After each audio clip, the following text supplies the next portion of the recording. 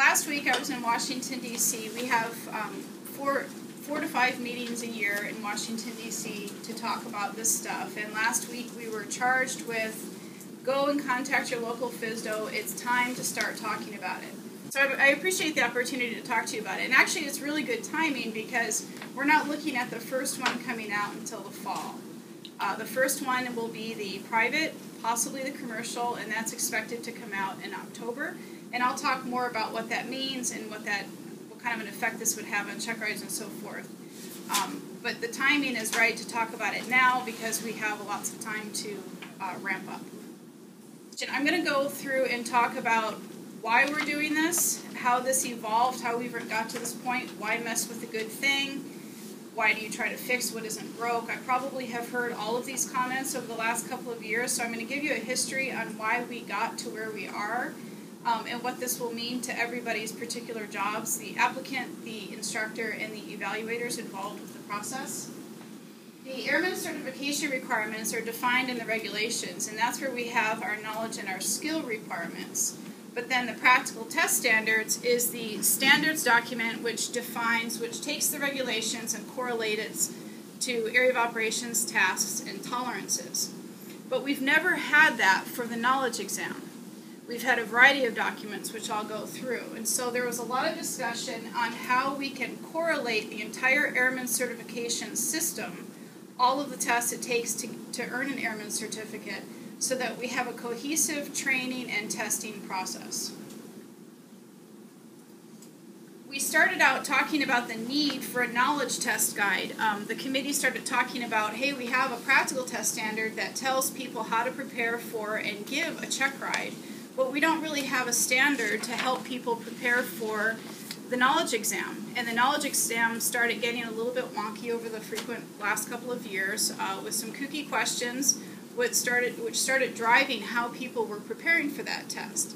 So we had applicants who were going through either Part 61 or 141 programs, and they're going along their training program, preparing for their check ride, and then we had this separate angle to prepare for the FA knowledge exam. It was just a hoop they had to go through. And so we wanted to bring the knowledge exam to make it more relevant and meaningful and useful to the certification process. So it all started back in 2011. The particular test that got super wonky was the Fundamentals of Instructing. In 2011, February, the FAA in Oklahoma City made a very large change to the test, which resulted in over a 50% fail rate for the tests given right after it was released. Lots of people failed the test. And so a lot of the industry folks, myself included, contacted them and said, what are you doing and why? What is the purpose of making the change to this test? And lots of people got involved in the associations, AOPA, EAA, NAFI, SAFE. Lots of people got involved, and they finally put up their hands and said, all right, we need to have a meeting about this and all come together and talk about what's happened, why, and find a solution. So in 2012, this is jumping ahead. In 2012, they commissioned an aviation rulemaking committee, which is an advisory board for industry and FAA to work together to define a problem. And so that was the first committee from 2012 to 2013. We had to define the problem, which was, in our case, the knowledge test is not being useful, and it's something that we could make pertinent to airman certification and increase safety. From the original ARC, we came up with 8 recommendations. Those recommendations included having an Airman Certification Standard, the ACS, which would replace the PTS, so we have a single document which covers the knowledge, the skills, and the risk management associated with each task. That was part of the original recommendation.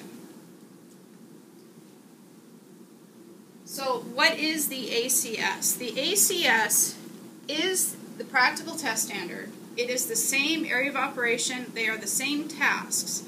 But instead of just having the task represented with the skills, right now they have the skills defined along with the tolerances you have to perform.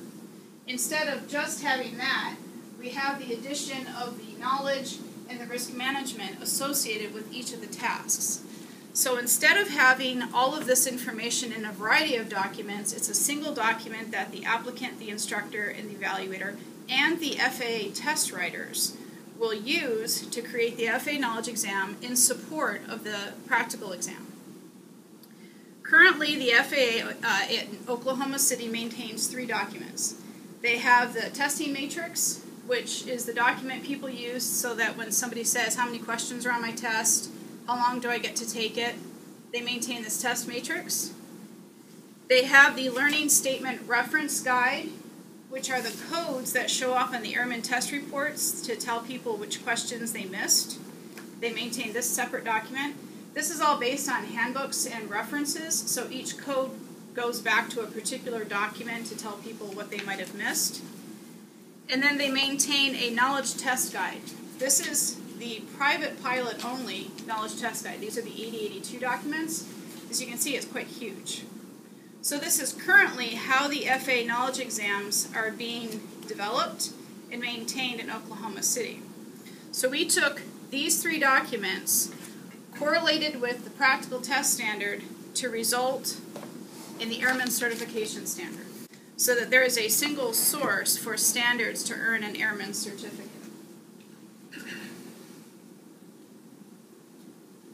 The flight proficiency is the skills that exist right now.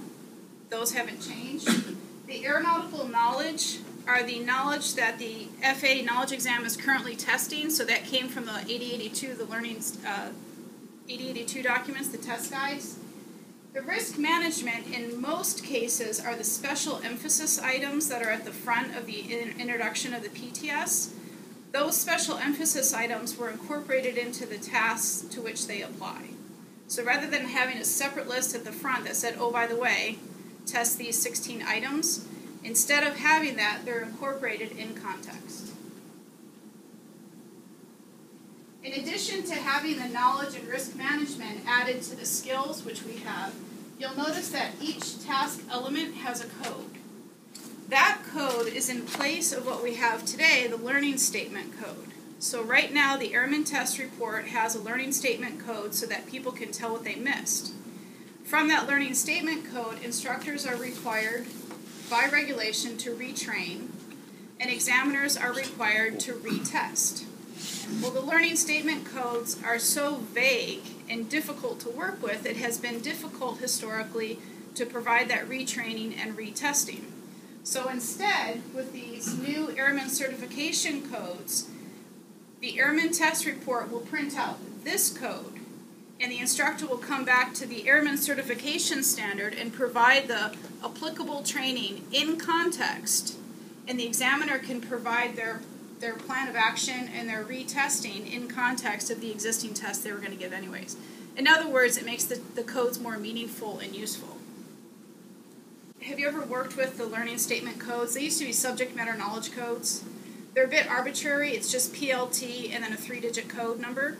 And there's no legend. There's no way to figure out what that code means unless you actually go back and look at the learning statement reference guide.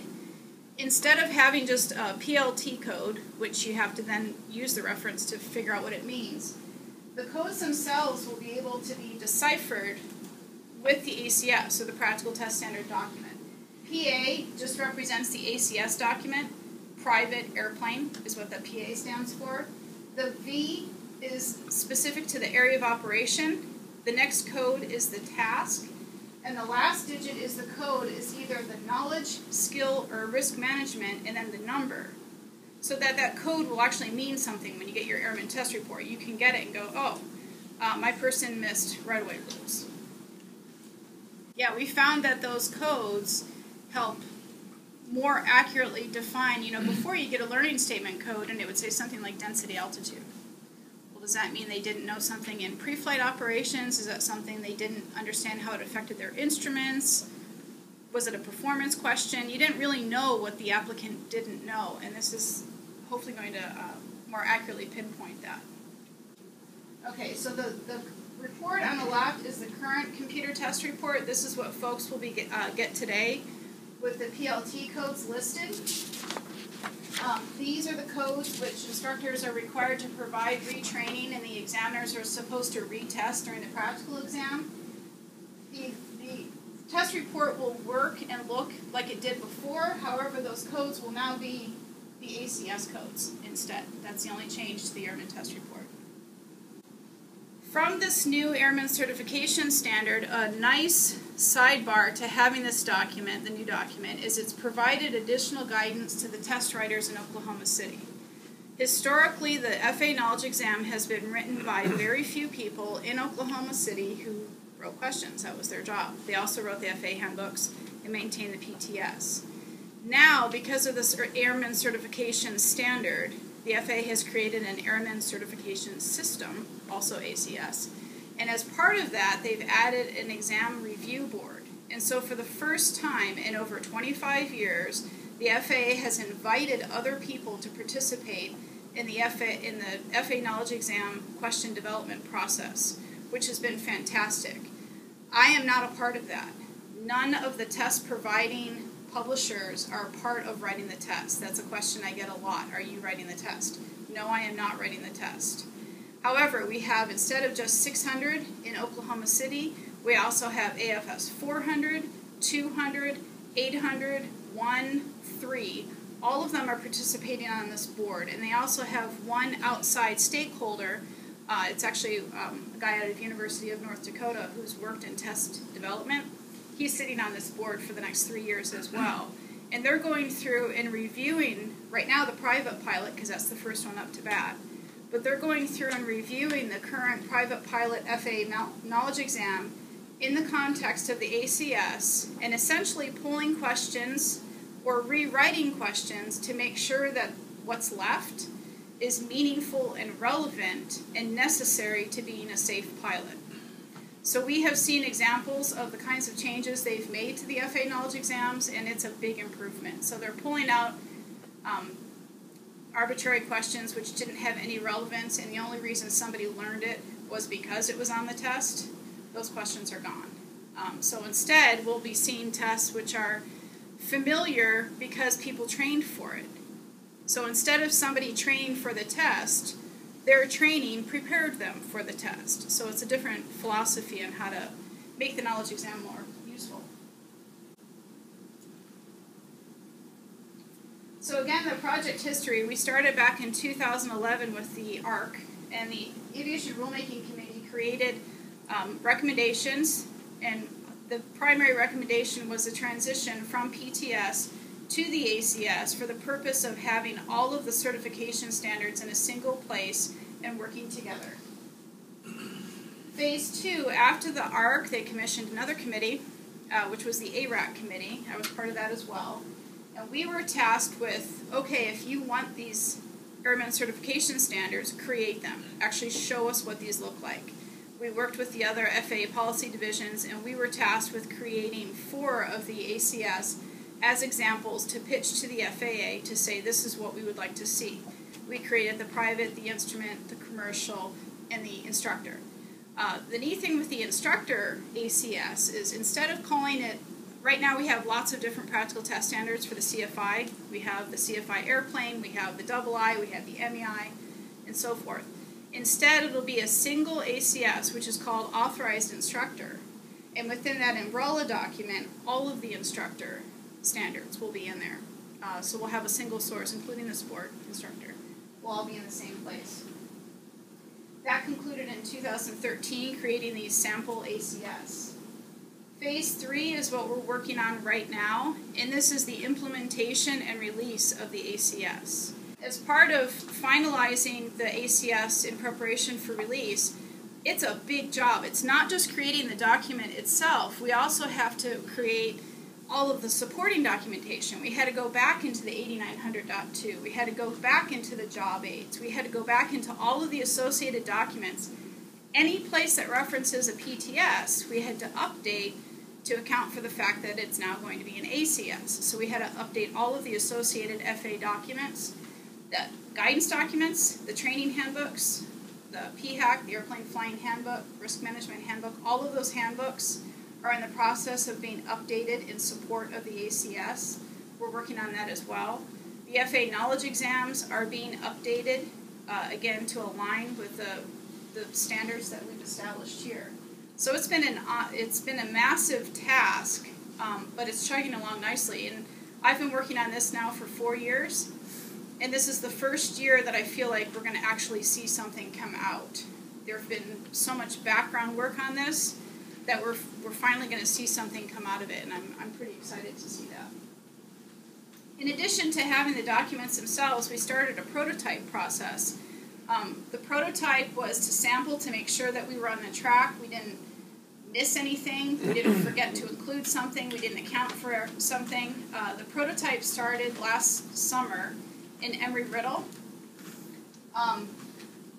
The Embry-Riddle camp, the Daytona Beach campus, they got permission from AFS 800, and they got permission to actually use the ACS instead of the PTS with their entire class from start to finish. So these kids went through the training, the instructors used it, and the evaluators used it, and then they provided feedback to us, and it was quite successful.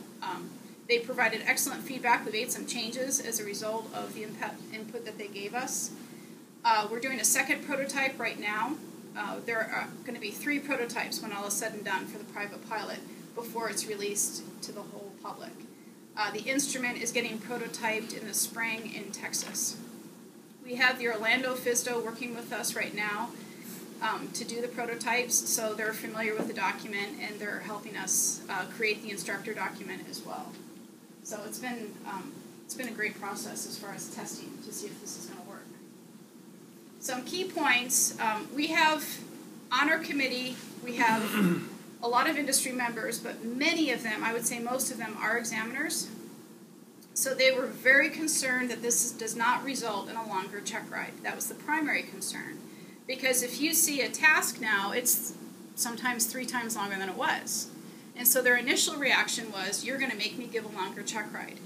No, that is not the goal of this at all. It's meant to ease the check ride so that now when you get somebody's airman test report, you can look at the code, you're going to know what they didn't know, and you will be able to accurately retest and then go forward with the check ride you were already giving anyways. So the goal was not to make the check ride any different than what you're currently doing. The only addition is the fact that the knowledge will be easier to retest, and the risk management is taken in context. There were things you had to do anyways because of the special emphasis items, but now they'll be in context of the task and area of operation. After we finish creating the document itself, it does go through a full FA review again with all of the policy divisions, making sure that nothing changed substantially. So none of the tolerances changed. Area of operations remain the same tasks, and so forth. The goal was to have training and testing be correlated, as well as have all of the tests associated with Airman Certification work together, so that we have a single holistic program which takes somebody from beginning to end so that they can demonstrate what they know, demonstrate what they have to do, and demonstrate what they have to consider to operate safely in our airspace system. That was the whole goal. This is still in development, and I can't stress that enough. They have gone through the Federal Register for public comment twice, so that we have collected lots of feedback that way too. And some of the comments that we got, the initial reactions, like I said at the beginning, was, why are you changing this? It's not broke, don't fix it. The FA knowledge exam is broke, just fix that. Those are the kinds of comments that we heard. But we couldn't change just the knowledge exam without addressing the bigger issue, which was the fact that it was just completely removed from the rest of the certification process. We needed all of those to be together. I'm not sure how much you are knowledgeable on the 141 program. I think this new change is going to make a big impact on the 141 schools because all the syllabuses 141 school using just following the current PPS. So FA has come up with some kind of a grace period for the 141 school to make those changes on their syllabuses. 141 programs are approved as the TCO, Training Course Outline, so they have to update the TCO. That's their concern, not the syllabus. They're concerned about the TCO, and the grace period will be the time frame between when the ACS is officially released without the draft watermark. Once the draft watermark comes off, it's real, and effective date. Right. Once it's released and it's real, there will be at least 60 days. It's probably going to be 60 days from what I've been hearing. So if they release that October 15th, the effective date would be December 15th. That's your 60-day grace period to update your TCO, and you would be changing the words PTS to ACS. You're saying the standards didn't change, so if they're training to the standard, they're training to the standard. Yes. Right. The area of operations and the tasks remain the same, with one exception. Right now there's a runway incursion task that was absorbed into airport operations. The task itself still exists. The objective still exists.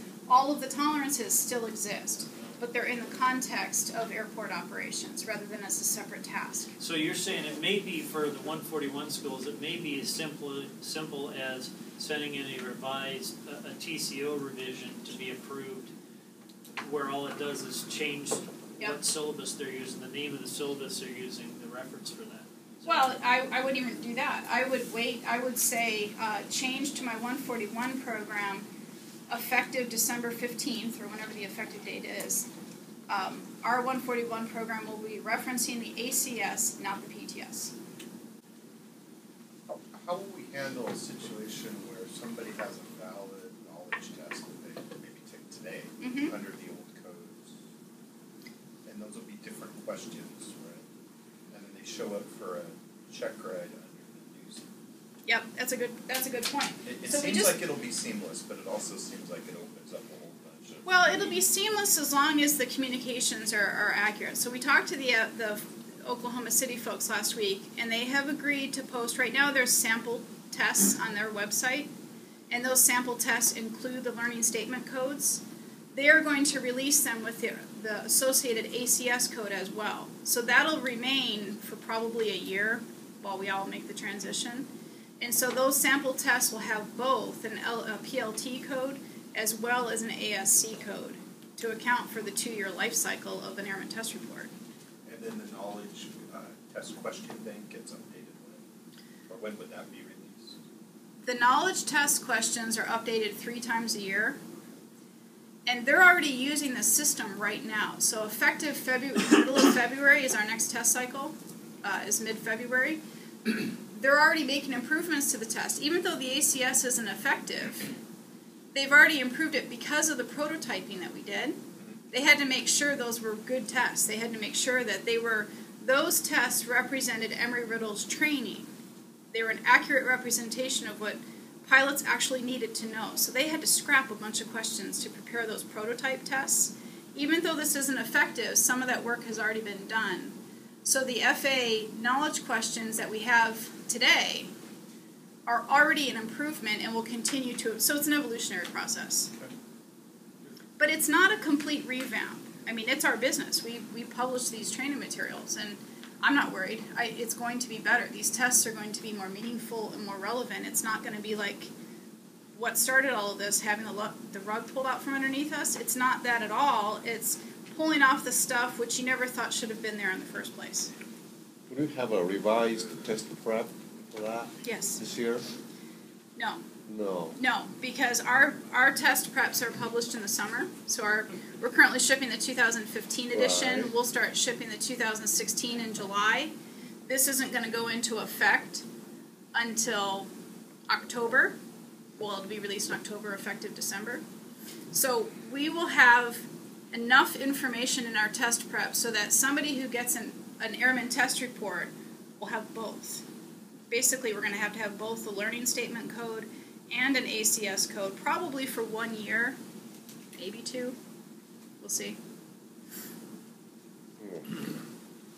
So in the new system, if you go back 20 years ago, there used to be published actually question banks for each general area, and then those all got withdrawn, and then the questions started changing behind the scenes, so nobody knew what was going to get asked. Right. In the new system with an ACS code, will there be a published set of questions that are associated with that code? Yes. Yes.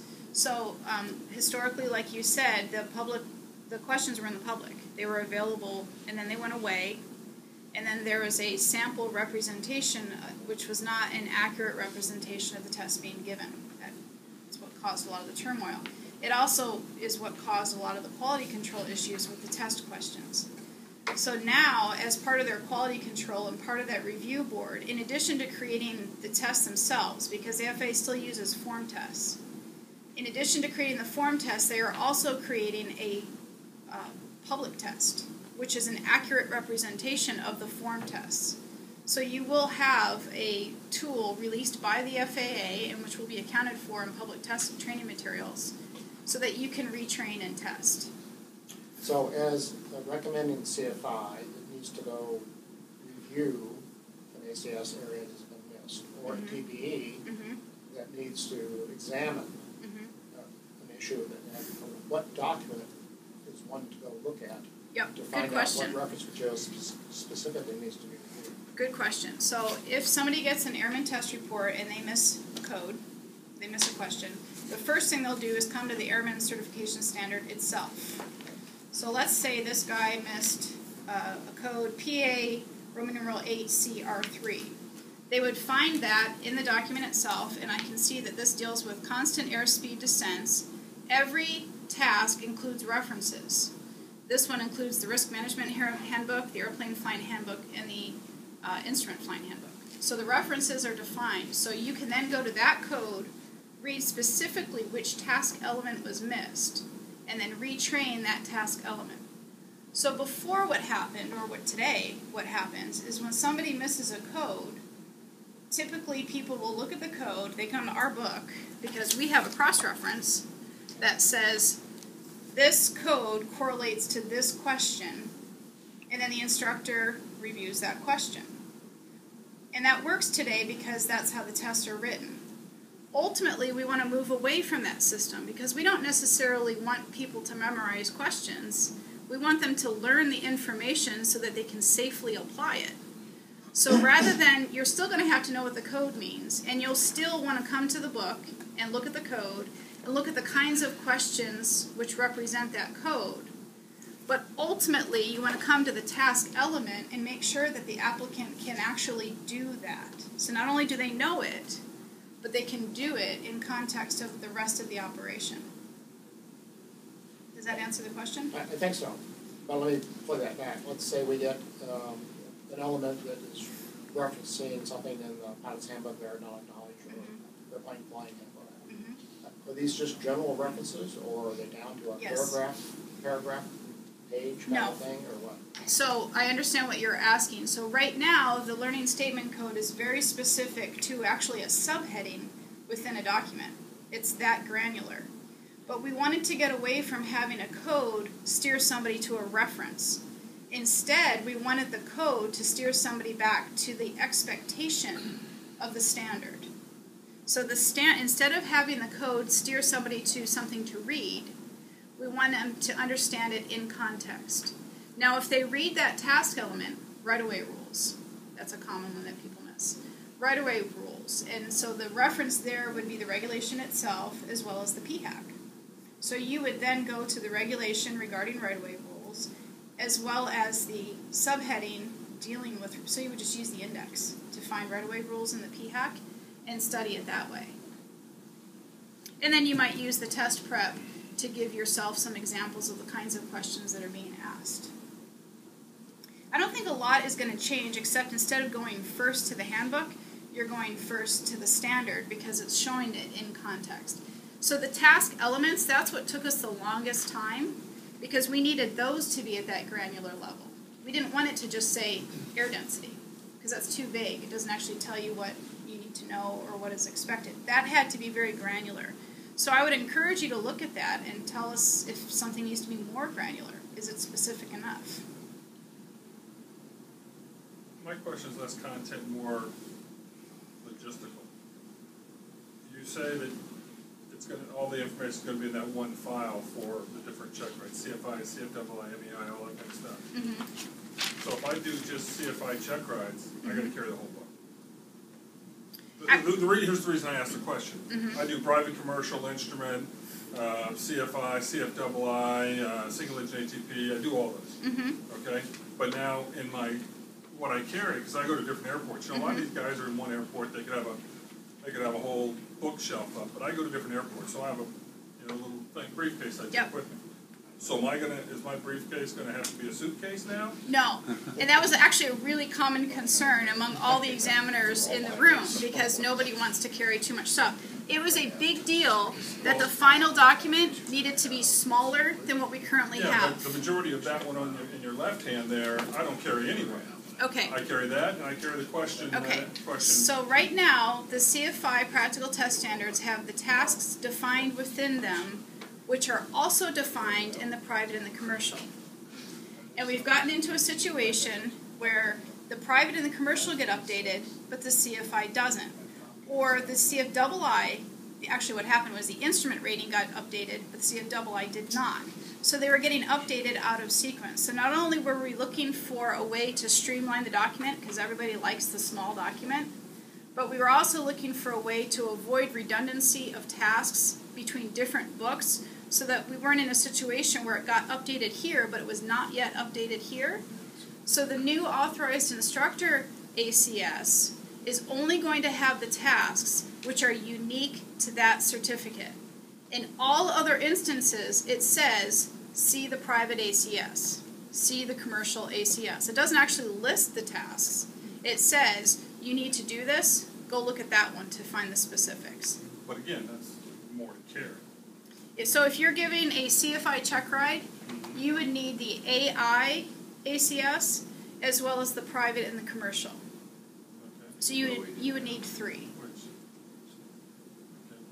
again seems like a lot more. Now, I guess the next question is, it's probably just going to be online.